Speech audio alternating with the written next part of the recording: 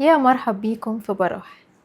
في وقت معين من العمر بنقف قدام نفسنا ونسأل أنا مين؟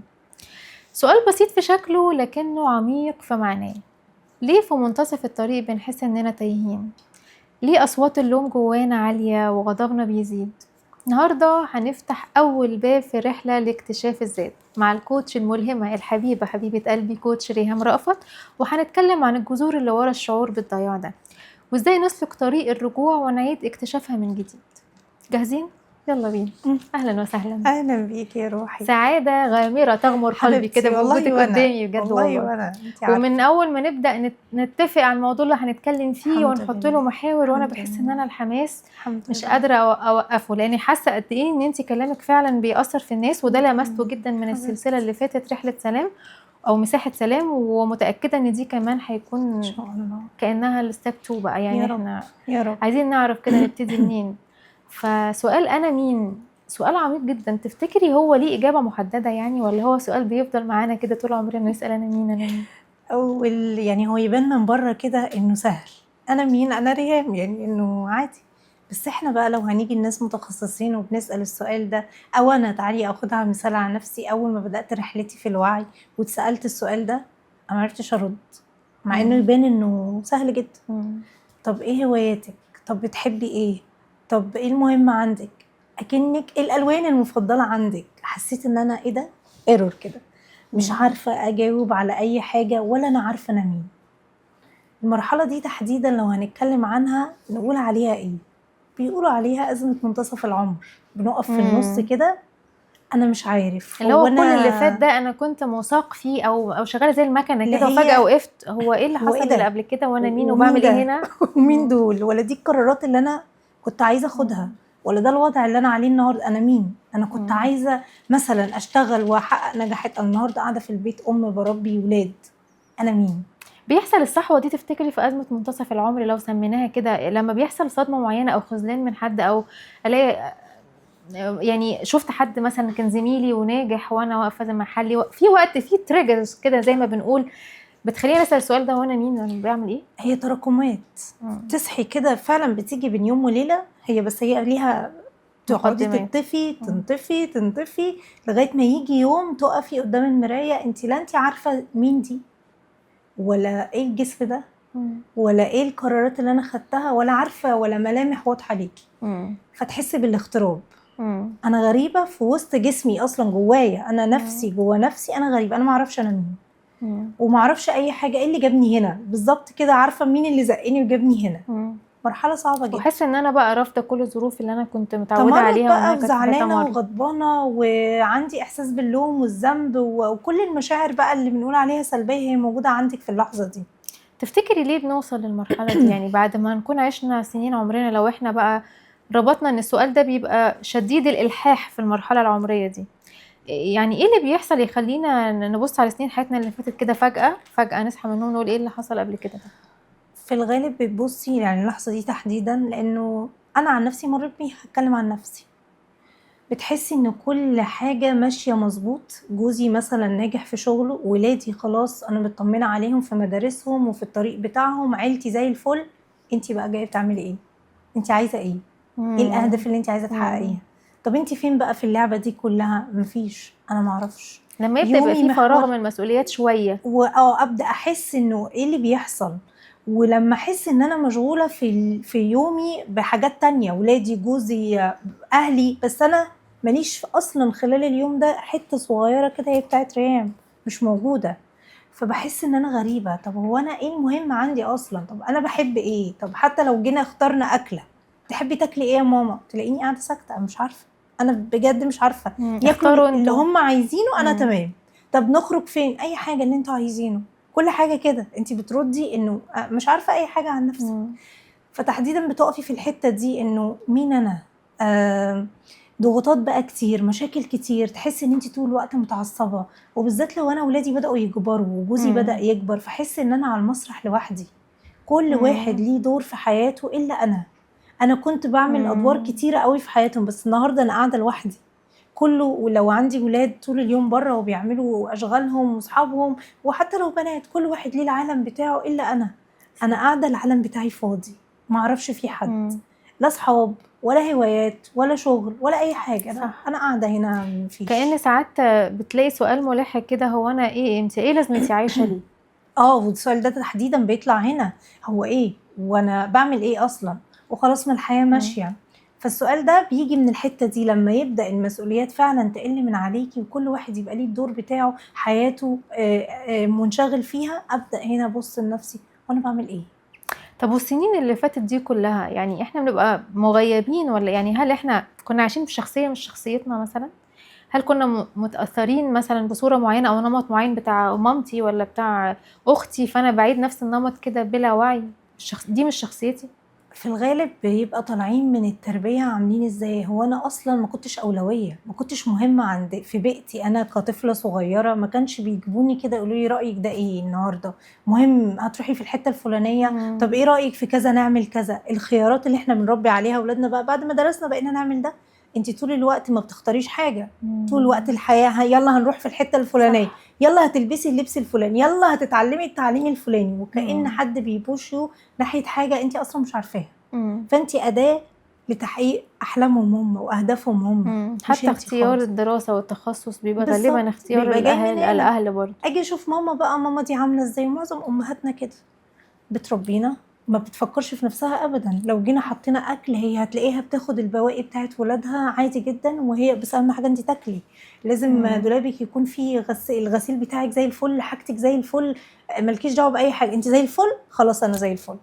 فطلعنا في مجتمع انا عامله ازاي، عارفه ان دي الام المثاليه اللي بتضحي، اللي بيقولوا عليها شمعة تحترق من اجل الاخرين، فانا هطلع لابسه الجلابيه بتاعتها، لابسه الدور بتاعها، انا زي ماما بالظبط، عشان هي دي الأمومة، لو ما عملتش ما كده ينفعش مش اعمل غير هبقى كده. أم فاشلة. واصلا انت لو عملتي غير كده هيجيلك لوم من الناس التانية بقى، من ماما، اخواتك، المجتمع، ايه ده انت ازاي بتخرجي وسايبه ولادك في البيت، ايه ده انت ازاي بتعملي الحاجه الفلانيه، وبيحصل فعلا، فيبدا صح. فعلا بقى تبصي لا هم صح، فدايما في حد بيشدك برضو لورا، لو انت عايزه تطلعي لقدام هتلاقيهم برضو بيرجعوكي لأن لورا هما تاني. برضو متبرمجين زي ما احنا اتبرمجنا. بالظبط، فانا طالعه في بيئه ان ده الدور المظبوط، لازم اودي ولادي التمرين، لازم اعمل كذا واعمل كذا واعمل كذا، واروق البيت واخد بالي من كذا وكذا وكذا، حضرتك فين ولا مش موجود، هم مبسوطين انا زي الفل كده تمام. فانا واخداها من التربيه سلسله كده.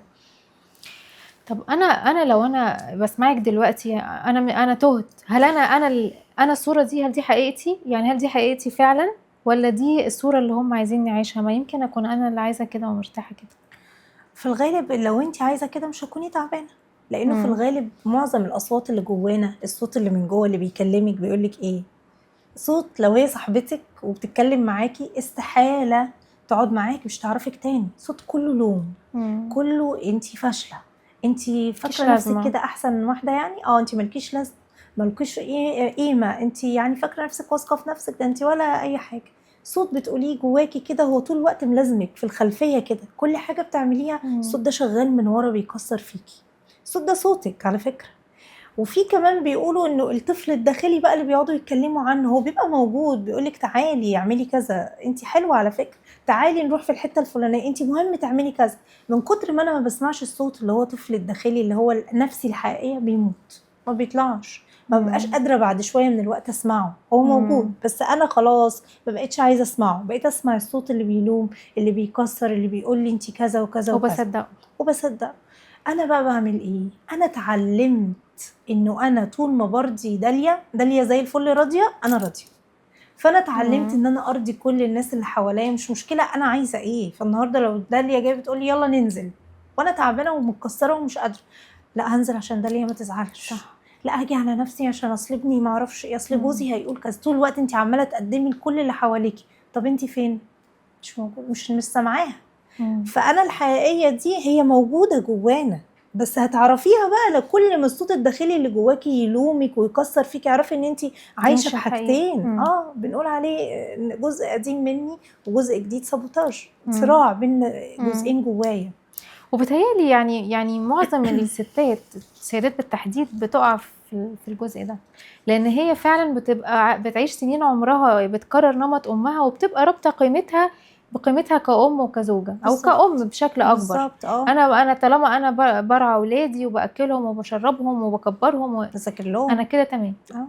لغايه ما بتلاقي فعلا الحاجات اللي كانت مشغوله بيها دي حصل لها ميوت كده، فلقت في فراغ. وانا انا ايه بقى ايه ده؟ انا بعمل ايه؟ مم. بالظبط كده وفي هي. ناس في ناس يا ريهام طول الوقت بيفضلوا لغايه نهايه عمرهم ما عرفوش بس انا مين. دي هتبصي عليها هتلاقيها طول الوقت تعيسه، ما بتعرفش تضحك من قلبها. لو قعدتي معاها تقولك انا نفسي الحقيقيه اللي هي زمان دي كانت ضحكتي ما اعرفش اه ده انا تعمل زمان ازاي. كنت كتير ده انا زمان فعلا، لو صح. شفتيني هتلاقيني كذا وكذا وكذا. زمان ده اللي هي نفسها الحقيقيه، اللي هي قبل ما تغطيها وتستخبى مم. وتعمل حاجات تانية كتيرة هي ما كانتش مم. موافقة عليها. فدايما هتلاقي الحتة دي جواها، حتى لو عاشت عمرها كله وهي زي الفل تقولك انا تمام، لا، هتلاقيها مش بتضحك من قلبها، هتلاقيها مش فرحانة، تعيسة مم. طول الوقت، هتلاقي مهمومة. هتشوفيها كده هتعرفي انها في حمل تقيل قوي عليها. مم. لان بطبيعه الحياه ما فيش حد بيوقف دوره عشان يبص عليكي، ما انت مش عامله نفسك اولويه من البدايه صح. اصلا. هم اتعودوا وطلعوا ان ماما مش مهم، اهم حاجه انا. انت مم. حطيتيهم هم الاول. واصعب لحظه لما بتيجي تقولي انا عملت عشانك 1 2 3. اكبر قلم بياخدوه لما بيترد عليهم محدش طلب منك انك تعملي كده. وده لازم الرد الطبيعي دي اللي قطمة هيحصل. الوسط ليهم، انه انا دايما عايشة ضحي وشمعة تحترق من اجل الاخرين، وفي الاخر يتقال ايه؟ على فكرة ما حدش طلب منك حاجة. ما بيبقوش غلطانين، يعني لا، الخطأ المفروض تبقي انا انت ما واضح جدا بالنسبة عودتهمش، لك ان الخطأ عندك. بس انا ما حطيتش نفسي اولوية فما زعلش منهم. والاخطر تلاقي واحدة مثلا انت مين، هنديها التعريف ده فتقولك انا ريهام اللي عندي شهاداتي 1 2 3، اللي عربيتي نوعها كذا، اللي الموبايل بتاعي، تحط كأن بتساوي الحاجات اللي عندها. مم. فهي اختزلت نفسها في قيمة الحاجات اللي طب عندها، والحاجات دي لو مش موجودة فانا ملهاش ماليش اي لازمة. قيمة. فتشوفي بقى الحاجات دي بالنسبة لهم بيعيشوا عليها انه ما ينفعش ما تكونش موجودة، مم. لو هعمل ايه لازم تبقى موجودة، ما هي بتساويني، كنت بتيجي من الاشياء مم. دي. مم. فده عشان كمان كده يبقى عندهم تعلق بالاشياء دي، يعني جدا. في ناس بتبقى متعلقة جدا جدا بوضعها المهني مثلا، وده اه بنشوفه لما بيطلعوا مثلا سن التقاعد او كده، بيبقى الحياة بالنسبة لهم جحيم، لان انا ايكوال الوظيفة دي، فانا الوظيفة مش موجود، يعني ايه انا عايش مش موجود. بالظبط. او انا مم. الموبايل اللي في ايدي ده اللي بالرقم الفلاني مبقاش معايا ثمنه، عادي جدا اروح استلف واقسط اه. عشان انا اساوي ده. مم. ما ينفعش. فطول ما انت بتحط الحاجات دي اعرف ان ده مش الحقيقي بتاعك. طيب في ناس تانية ممكن تحس بالتوهان والضياع ده في لحظة نجاح، لحظة وصول الهدف، وده الغريب شوية. يعني أنا أكون حققت الهدف اللي أنا بحلم بيه طول الوقت، وفي اللحظة دي بحس إن أنا مين بقى؟ علشان انا كنت اصلا اداة لتحقيق احلام الاخرين، الحلم ده ما كانش بتاعي. النجاح اللي انا واصل له النهارده ده مش بتاعي، ده بتاع بابا لما قال لي يلا تبقى دكتور. فانا عماله ادرس واذاكر عشان احقق حلم ابويا اللي هو اصلا ما عرفش يعمله. فلما هوصل وابقى دكتور انا مش فرحان لان هو مش ده. انا ممكن اكون جوه نفسي انا عايزه اكون مثلا رسام، اكون مدرس، اكون اي حاجه تانية، بس ما اقدرش اعرف اطلع الهوايه بتاعتي او اللي انا عايزه واقوله لبابا لانه بابا عايز كذا. فساعات بنبقى احنا اداه لتحقيق احلام الاخرين، هم بيستخدمونا عشان يحققوا احلامهم فينا. فلما بوصل للنجاح ما احسش بطعمه، ما هو مش بتاعي، ما الحلم ده مش لايق عليك اصلا. فمهما حققت فيه مش هتبقى مبسوط. تسمعي عن الشغف اللي بيقولوا عليه الشغف، ان اعمل الحاجه وما اكون مستمتع بيها، لا حاسه بوقت ولا عايزه تاكلي ولا عايزه تشربي، نفسك لاقيه في الحته دي. يعني انا في شغلي كوتشنج انا والله ممكن اجيب حاجه اشربها انساها من كتر ما، وشغلانتنا صعبه مستمتعه مش جدا، حاسه ولو ان انا تعبانه مستنزفه في شغلي اللي مخليني لا باكل ولا بشرب ابدا، انا حاسه ان هو خالص. ده احلى من الاكل والشرب. بالظبط ده حلمي. انما تعالي بصي بقى لو هو مش حلمك هتوصل له مش هتكون مبسوط، هتبقى رايح متضرر ومتعكنن ومتضايق وحد بيزقك، مع ان ممكن تكون الوظيفه بتاعتك حاجه كبيره قوي بس انا مش حاسس. اعرف ان ده مش حلمك. اقعد واسال نفسك هو الحلم ده بتاعي ولا بتاع بابا ولا بتاع ماما، ولا انا اصلا عملته علشان مش عارف فلان الفلاني كذا فانا عايزه ابقى زيه. مهم نسال نفسنا ان هو يعني دي لحظه فيها الارم، فيها كده تنبيه ان انت مش عايش حقيقتك، ده مش انت. بالظبط. طيب يعني ايه اول خطوه لو احنا هنختم حلقتنا النهارده، ايه اول خطوه ارجع بيها لنفسي؟ احنا طبعا رحله طويله ان شاء الله طبعا هنقضيها مع بعض ان بقى. شاء الله انا ان مين شاء دي؟ ده الله الموضوع ان كبير شاء جدا يا الله ان جماعه. شاء الله. بس عايزين النهارده كده نختم الحلقه، ايه اول خطوه؟ اول خطوه وقف الصوت اللي ورا ده اللي عمال يكسر، ولو هي صاحبتك او صاحبتك او مش هتعرفك تاني، كفاية. اسمع الصوت ده وقول له خلاص بقى، أنا النهاردة إن شاء الله قررت أبدأ رحلة جديدة مع نفسي، ولا أنا مش وحش قوي كده، لا لا لا. هفكرك بقى إن شاء الله في الحلقات الجاية هنبدأ نقول بقى أنتوا عاملين إزاي، بس أهم خطوة النهاردة في الحلقة دي اخرج منها خلال الأسبوع. كل ما يجيلك الصوت ده وقفه، رد عليه مش بفكرة حقيقة، تانية ده مش إيجابية، أنا. وقول له مش حقيقي، مفيش حد وحش، مفيش حد وحش 100%. مفيش حد أصلا، ربنا مش بيخلق حاجة وحشة. في حاجة اسمها نقاط قوة ونقاط ضعف، حتى لو انت عندك ضعف هنقويه، بس مهم توقف الصوت اللي ورا اللي عمال يكسر فيك. أيوة. وبالراحة واحدة واحدة فكر نفسك القديمة دي وانت صغير في مرحلة المراهقة كده، كنت بتحب ايه؟ ما خلي بالك لو انا واصله النهارده للحته دي هي بادئه من مرحله المراهقه. الماسكس الكتير اللي بدات البسها عشان اراضي كل الناس اللي حواليا، لغايه ما خدت شخصيه معينه ترجتها خلاص وقلت هي بقى دي، وصدقتها بقى. انا بقى هنا تمام، انا زي الفل هرضي الكل. فاقعد مع نفسك وافتكر انت كنت مين، بتحب ايه اللي بيفرحك، ايه اللي بيزعلك. مهم ان الحلقه دي يخرجوا منها يعملوا ده. وقف الصوت الداخلي وابدا بالراحه بالراحه، اسمع الصوت التاني الجميل الحلو ده اللي كان جواك وانت طفيته. ابدا علي الصوت سنه سنه كده واسمعه. مش هتسمعه غير لما توقف الناقد بقى اللي طول الوقت بيهدك، كأنه بالظبط. تدمير ذاتي، كأنه سلاح ضد نفسك. واللي عايزه اقوله مع حضراتكم انها it's never too late. يعني مش معنى ان انا عشت سنين عمري كلها تايه مني، مش انا عايش حياه مش بتاعتي، مش بتمثلني، مش حقيقتي، معناها ان خلاص هكمل حياتي كده. انت لو باقي يوم واحد في عمرك، خد قرار ان انت تعيشه بحقيقتك، بانت مين فعلا. انت مخلوق هنا مش عشان تعيش مستنزف، ولا عشان تضحي من اجل الاخرين، ولا عشان تبقى عايش مش مبسوط. انت هنا عشان تتبسط، وعشان تعرف اثرك، وتعرف انت ربنا خلقك بالصفات والقدرات والمواهب دي عشان تعمل ايه. وبس كده. شكرا جدا، كانت حلقه ممتعه، وان شاء الله انا متحمسه جدا للرحله، ان شاء الله. لان ده اهم سؤال ممكن تساله في حياتك لنفسك. انا مين؟ خلصت حلقتنا النهارده، وهنكمل سلسله انا مين الحلقه اللي جايه ان شاء الله. ونسيبكم على خير ونشوفكم على خير.